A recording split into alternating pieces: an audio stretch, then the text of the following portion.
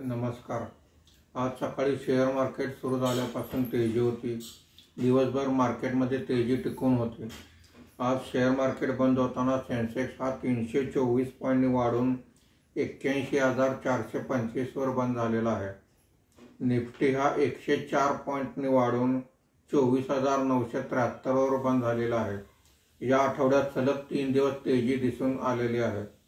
आजच्या कामकाजामध्ये BSE IT index 2.48%, BSE capital goods index 1.88% वर आहे। सलग तेजीनंतर आज बीएसई ऑटो इंडेक्स 1.21% खाली आहे, तिथे प्रॉफिट बुकिंग झालेलं आहे। आज बीएसई मिड कॅप इंडेक्स 0.84% वर आहे। बीएसई स्मॉल कॅप इंडेक्स 0.72% वर आहे। आजच्या कामकाजामध्ये निफ्टीमध्ये वाढलेले मुख्य शेअर्स पुढील प्रमाणे: Bharat electronic 4.33%, Wipro 2.65%, HCL technology 2.58%, Bajaj finance 2.06% अशी वाढ आहे।